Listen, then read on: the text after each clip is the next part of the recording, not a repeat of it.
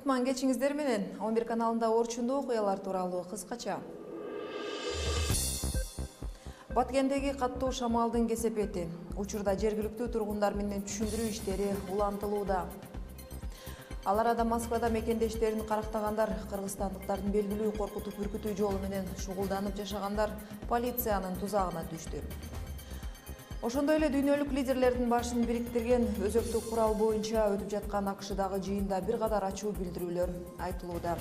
Алдыда бул жаңылыктарды кененирээк баяндайбыз. Биздин каналда калыңыз.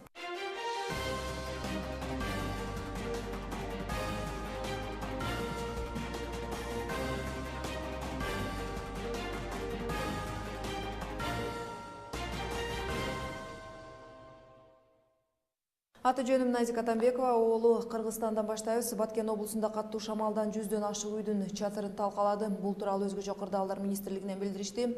Маалыматка ылайык, кечээ Лейлек жана Исфана райондорунда ылдамдыгы секундасына 28 метрге жеткен каттуу шамал болуп, бак таркулап жүздөгөн үйлөр жарыгы жок калды.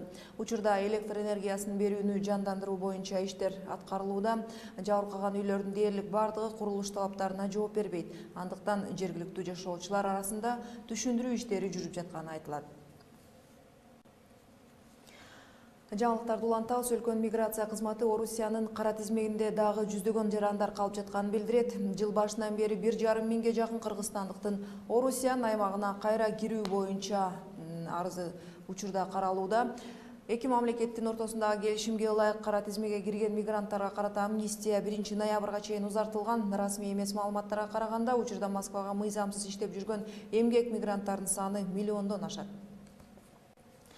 Мигранттарга байланыштуу дагы бир кабарды айта кетелик. Орусияда иштеп жүргөн мекендештердин батирлеринде тоноп жүргөн кыргызстандыктар кармалды. Москва полициясынын маалыматына караганда, азырынча аты жөнү аталбаган 1993-89 жылкы балдар болгон. Алар март айынан бери мигранттардын батирлерине бет капчан кирип барып, коркутуп үркүтүү жолдору менен тоноп келишкен. Жыйынтыгында 6 жаран арыз менен кайрылып, ыкчам иштердин негизинде 2 адам кармалган. Эми Сирия тууралуу маалыматтардан. Сирия президенти Башар Асад жергиликтүү орус телеканалынын журналисттерине берген интервьюсунда бир канча жылдан бери уланып жаткан Сириядагы согуштун кесепети экономикага олуттуу таасирин бергенин белгиледи. Айтымында, бул убакыт аралыгында баш аягы $200 миллиард чыгымга учураган. Ошондой эле Асад экономикалык жоготуулардан мурун байыркы шаарлар болуп эсептелген аймактагы тарыхый инфраструктуралардын талкаланышы өкүнүчтүү экенин айтат. Эми аларды калыбына келтирүү бир топ жылдар кетерин белгилейт Сирия башчысы. Ал арада Дамаскта мониторинг жүргүзгөн уюмдун маалыматына ылайык, орус авиациясынын соккуларына кабылган катардагы жарандардын 1000ге жакыны 3 айдын ичинде мерт кеткени жарыяланды. Ошондой эле өткөн жылдын эсебинде болжол менен тынч жашаган сириялыктардын 1,5 миңи жок кылынган, дагы 2000ге жакыны жарадар болгону айтылат. Дүйнө кабарларын улантабыз. Донбасстагы куралдуу кагылышуулар аймагында аскердик иштин жүрүшүндө курман болгон украиналык армиянын 2700ге жакын аскеринин жансыз денеси табылганын Украинанын президенти Петр Порошенко АКШда сүйлөгөн сөзүндө билдирди. Айтымында, аскер кызматкерлери бириккен орусиялык террордук күчтөрдүн жалынынан курман болду. Маалымат каражаттарынын билдиришинче, Порошенко согуш болгон аймакта каза болгондордун жалпы саны 10 миңдей деп кабарлоодо. Ошондой эле ал куралдуу топтордун дагы 120 мүчөсү Украинанын чыгышында кармалып турганын, аларды бошотууга такыр мүмкүндүк болбой жатканын кошумчалады. Украин президенти андан сырткары учурда орусиялык түрмөлөрдө украиналык 11 саясий мааниге ээ болгон киши камалып турганын билдирүүдө.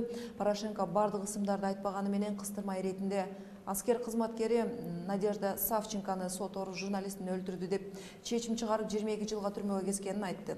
Савченко өзү соттук чечими туура эмес деп күнөөнү мойнуна албай келет. Украин президенти батыш өлкөлөрүнүн Орусияга каршы чараларды күчөтүүгө чакырып, Москва дүйнөгө тынчтыкты орнотуу тартибине карата көз карашын өзгөртмөйүн, санкцияларды күчөтүүгө калтырууга үндөдү. Порошенко мындан мурда берген маалыматында Украинанын чыгышында жоголгон аскерлердин санын башкача айткан эле. Маселен, январда 2300 киши десе, мартта 2500 деп билдирген деп жазат маалымат булактар. 11 каналы жаңылыктарды баяндоосун улантат. Эми берүүбүздүн кийинки бөлүгүндө бул кабарларды көрүңүз. Уңгартоонун талашы кербендик депутаттардын колундагы токтомго өкмөт жооп бербей жатканын айтышууда. Интернетте жүргөн протоколдун көчүрмөсү тууралуу юристтер кандай пикирде карманат? 11 каналында берген жоопту көрүңүз. Ошондой эле Олимпиада конокторун тосууга даярданып жаткан Бразилия эли өкмөттү отставкага кетүү талабын коюшууда. Алар оюнга болгон даярдыктан үзгүлтүккө учурашына кыжырданышууда. Ал арада шахмат оюнун катырган өспүрүмдөр Азия оюндарына жолдомо алуу аракетинде. Учурда алар Монголияга сапар алышууда. Улантабыз, дароо эле чырдын аягы тыйылбаган үңкүртөө тууралуу кабарлардан баштасак, соңку маалыматтар боюнча үңкүртөө маселеси эми парламентте каралган менен жабык эшик артынан талкууланганы кабарланат. Буга чейин интернетке улам чыгып жаткан протоколдун көчүрмөсү туурасындагы маалыматты башкы прокуратура иликтемей болгон. Ал арада 11 каналы Кербен шаардык кеңешинин депутаттарына кайрылып, кагаздын чоо жайын туурасында билип көрдүк. Кененирээк кийинки материалда. Кыргызстан менен Өзбекстан ортосунда талашка түшүп жаткан үңкүртөө маселесинин айланасында чыр бир жумадан бери талкууда. Адегенде сөз болуп жаткан жер туурасында кыскача маалымат бере кетсек. Үңкүртөө Жалал Абад облусунун Аксы районундагы кыргыз-өзбек чек арасында жайгашкан. Аталган аймак Кыргызстан менен Өзбекстан ортосундагы талаштуу жер болуп саналат. Үңкүртөөнүн бийиктиги 1947 метрди түзөт. Жалпы аянты 45 гектар. Өзбекстандын чек ара аскерлери 2013-жылы үңкүртөөгө тик учак менен конуп, аны өзүнө караштуу аймак катары доомат койгону бар. Аксыда эл митингге чыгып, бийлик өз тарап менен сүйлөшкөн соң андагы аскерлер чыгарылган болчу. 1969-жылы Кыргызстан тоого станция курган. Учурда Кербен шаарынын үстү жагындагы үңкүртөөдө жайгашкан станциядан Аксы, Алабука аймактарында телерадио жана мобилдик байланыштагы сигналдар таратылат. Жакында өкмөт кеңешмесинин Аксыдагы үңкүртөөнү Өзбекстандыкы деп тааныган протоколу берген документтин көчүрмөсү интернетке тараган болчу. Өкмөттүн 2015-жылдын 11 менен белгиленген аталган протоколунда Өзбекстан аймагында жайгашкан Кербен 24 телерадио мунарасын башка жакка көчүрүү үчүн жер караштыруу жагы көрсөтүлгөн. Жарыя болгон документке байланыштуу оппозициячыл маанайдагы саясатчылар ала тоо аянтчасына митинг уюштуруларын айтып, бирок кандайдыр бир себептер менен митинг өтпөй калды. Буга чейин өкмөттүн маалымат кызматы үңкүртөө боюнча, дегенде интернетке тараган документ боюнча жасалма деп жарыялап, аны саясий упай топтогусу келген кайсы бир күчтөрдүн чагымчылдыгы деп баалаганы маалым. Постановление правительства об этом. Өкмөттүн токтому жок, жана бул маселе жөнүндө сөз да болгон эмес. Бул жер такталбаган аймактарга кирет. Ал жерде биздин телерадиостанция жайгашкан. 27 октябрда ошол кездеги вице-премьер-министр Валерий Дилдин катышуусунда жыйын өткөн. Бирок анда дагы бир өзүбүздүн радиостанция куруу жөнүндө сөз айтылган. Себеби биз аналиптик берүүгө өтүп жаткан элек. Учитывая, что мы переходим на цифровое вещание. Анткени менен бул маселеге чекит коюлган жок. 23 мартта Кербен шаардык кеңеши аталган протоколдун шарттарын аткаруудан баш тартканы белгилүү болду. Кербен шаардык кеңешинин токтому чыгып, ага кошумча өкмөткө кайрылуу кабыл алынган. Анда өкмөттөн үңкүртөөнүн Өзбекстанга караштуу экенин аныктап, ага расмий тактама берүү жагы суралган. Бирок жергиликтүү депутаттар ушул кезге чейин өкмөт аталган суроого жооп бербей жатканын 11 каналынан билдиришти. Өкмөттүн ошо подтверждениялери келген да. Жеңиттер жана радиолинейни менен которуу боюнча деп. Ошол боюнча келген экен, анда биз ошол жерди тактап бергиле, эмне үчүн Өзбекстандын границасында деп сураган, кайрылып жатканбыз. Анан ошол аныктама келсе, анан кайра карайбыз дегенбиз. Бирок жогорку кеңеш өлкөдөгү коопсуздук чек ара маселесин талкуулаганы менен аны жабык жыйында өткөрдү. Өкмөт башчысы Темир Сариев жана тиешелүү мекеме башчылары катышкандыгы айтылат. Бирок жыйында көтөрүлгөн маселелер туурасында маалымат жок.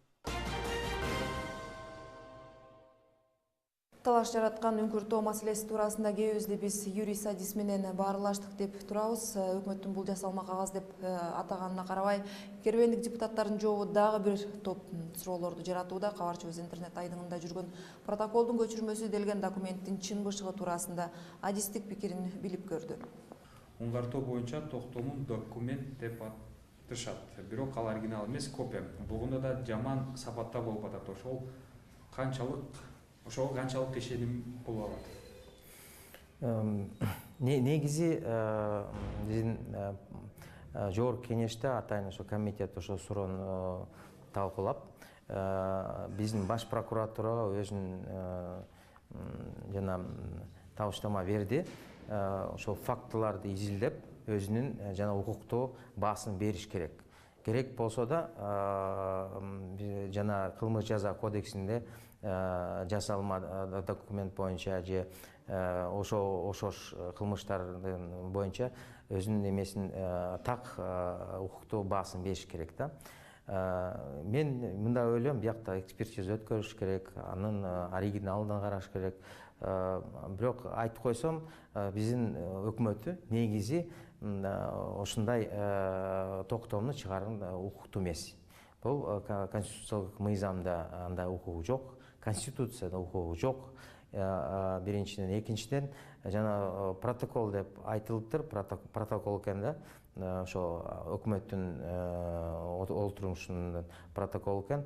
Муну негизи биздин атайын мыйзамыбыз бар, укуктуу жана нормативдүү актылар боюнча. Ал ошо укуктуу нормативный актылардын тизмесине кирбейт. Ошондуктан эч кандай юридикалык күчү жок. Рахмат. Экинчи сурооз. Өкмөт буга чейин уңгартуу Өзбекстанга таандык деген токтом болгон эмес деп атат. Бирок Кербен шаардык кеңеши ошол токтомго шилтеме берип, номерин көрсөтүп, токтом негизинде протокол жазып атат. Эгер өкмөттүн андай токтому болбосо, Кербендин жергиликтүү депутаттары кандай мыйзамдык чараларга туш болушу мүмкүн? Эми биякта моралдык жоопкерчилик жөнүндө айтса болот. Өзүлөрү деле уят болуп калат, мүмкүн болуп калышы.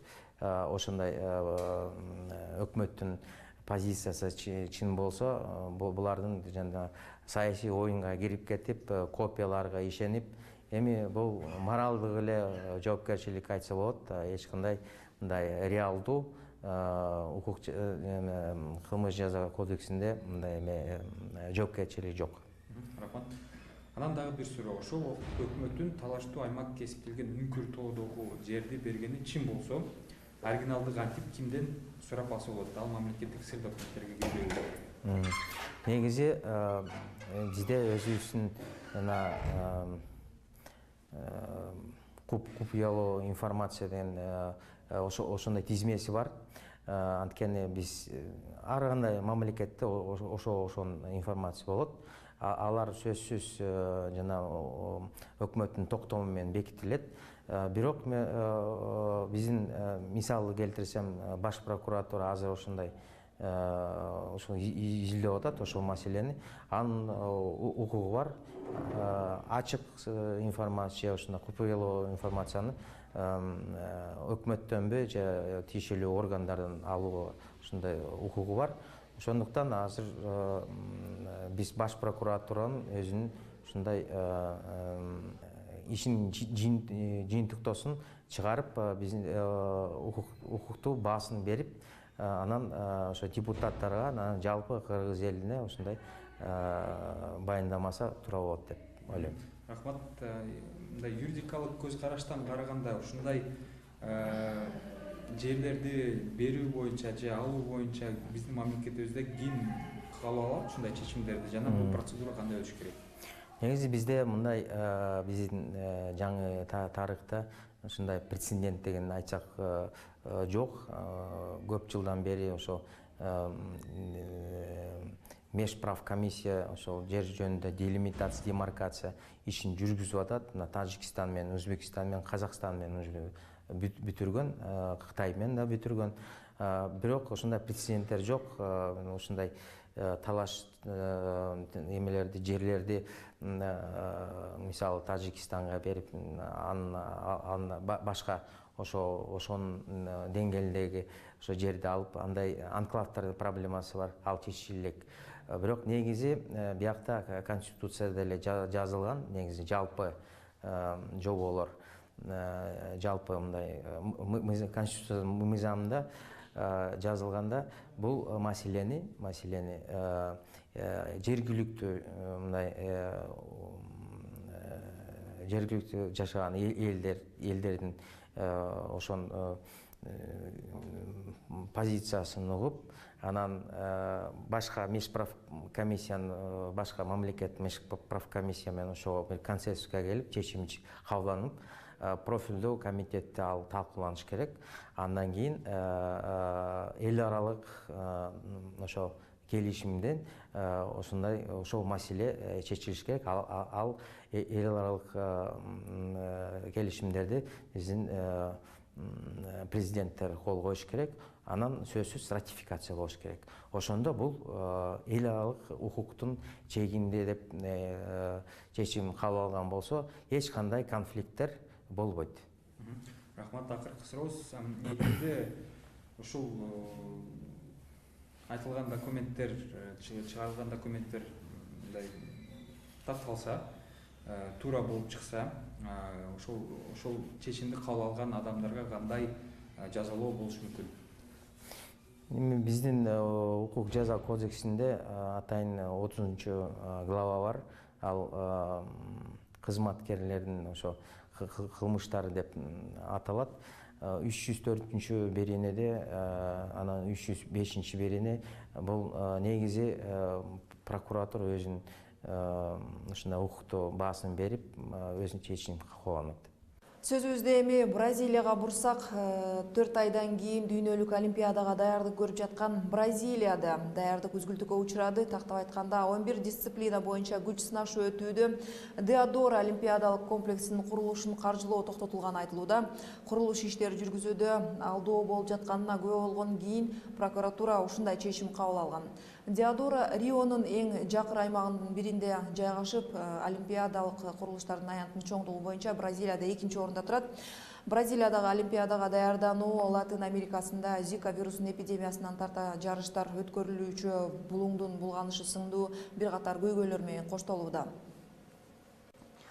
Эми спорт кабарларынан учкай маалымат. Монголияда өтө турган шахмат боюнча Азия чемпионатында балдар жана өспүрүмдөр бара турган мамлекеттик дене тарбия жана спорт боюнча агенттик билдирди. Маалыматка ылайык, иш-чара 5-16 апрель күндөрү Улан-Батор шаарында өтөт. Кыргызстандан аталган чемпионатка башкы машыктыруучу Азиз Умарбековдун жетекчилиги алдында 8 шахматчы барат. Буга олимпиадалык эмес, спорттун түрү боюнча дирекция 659.451 сом бөлүп берди. 11 каналында күндүн орчундуу маалыматтарын жеткирүүгө аракет кылдык. Кайрадан эфир аркылуу көрүшкөнчө саламатта калыңыздар.